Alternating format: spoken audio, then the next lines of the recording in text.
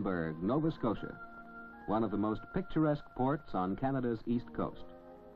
From here, generations of fishermen have gone out into the Atlantic, and generations of fine craftsmen have built wooden ships renowned the world over. For many of the people of Lunenberg, the sea means a livelihood, but it also serves as inspiration for Earl Bailey, a man who has become a widely known painter despite a tremendous handicap.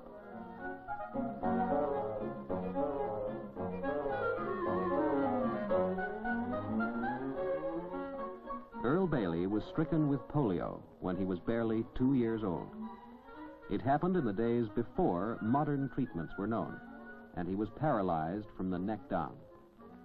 But with the loving help of his family and grim determination on his part, Earl Bailey learned to paint.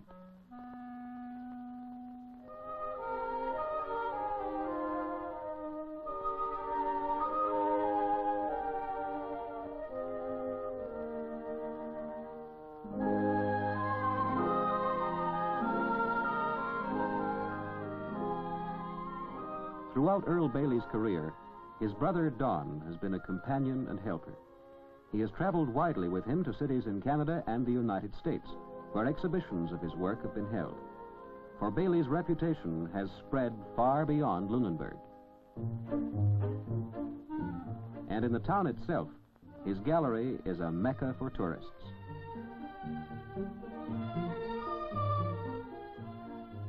In the gallery, Bailey's mother proudly shows a visitor his latest pictures. Maritime themes predominate here, and a view of a typical fishing village is an imaginative impression of the real thing.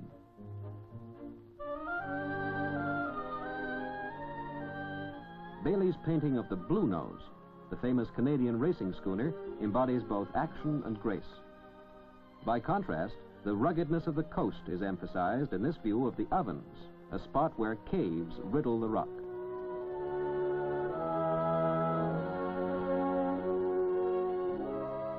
Back in the studio, Bailey puts the finishing touches to the picture he started earlier, out on the wharf. He works on a specially built easel, which he can move vertically or horizontally by switches. This permits him to paint larger canvases without having to call members of his family to move him around. His brushes, too, are specially made and have strong, stout handles.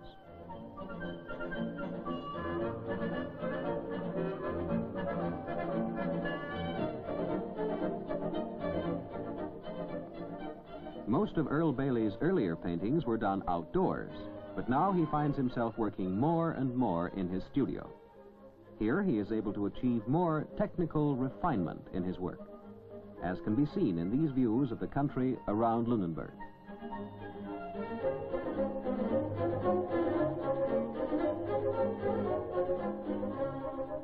And so the canvases keep coming from the studio of Earl Bailey, a courageous man who has overcome a handicap and has gone on to lead a richly rewarding life here on the coast of Nova Scotia.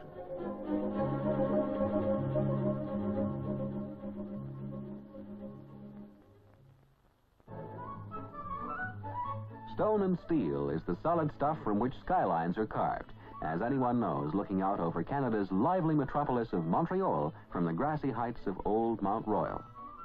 But down in Dominion Square, this warm summer's eve, the city's celebrated chefs compete in carving a somewhat less stable substance. The 300-pound blocks of ice are solid enough while they last, but with the temperature in the 80s, it's a race with the heat, while fascinated spectators look on to chisel the frozen fluid into striking sculptural figures. Nightfall only increases the sparkle on these crystalline carvings, as Montreal's master cooks merrily chip and chew through the steadily melting ice. The contest is a yearly event in the Canadian city's Summer Festival, and in front of a growing crowd, the judges hasten to choose the prize-winning sculptures before the weather turns them to water.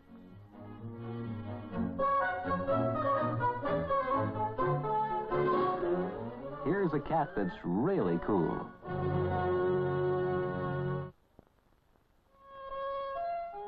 In a land of lingering memories, memories surrounding the peaceful villages of Cape Breton Island, century-old traditions are preserved by descendants of the French Arcadians. Every summer, this picturesque region of the Canadian province of Nova Scotia welcomes visitors who come to see artistry in an almost forgotten medium. Elizabeth Lefort creates pictures in wool, colorful tapestries hand-hooked in a painstaking process that has been handed down through generations of Acadians.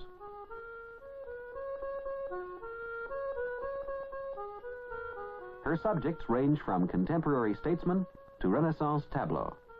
And here, in a little shop at Marguerite Harbour, the pictures that have won international recognition for Elizabeth Lefort may be seen along with the lady herself, quietly at work in one corner. This portrait of Canada's Prime Minister Fanbecker will add another distinguished name to the series that has included an illustrated 6-by-8-foot history of the United States, showing each of the American presidents, and many individual portraits of internationally known figures.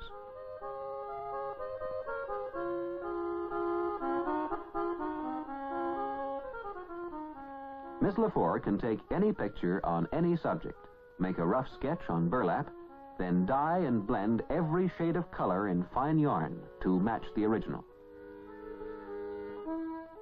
Among the most famous of her tapestries is an 8-foot reproduction of Da Vinci's Last Supper. Work such as this, from the skilled hands of Elizabeth Lefort, keeps the heritage of the Acadians alive and draws new friends to the province of Nova Scotia and its pleasant harbors on Cape Breton Island.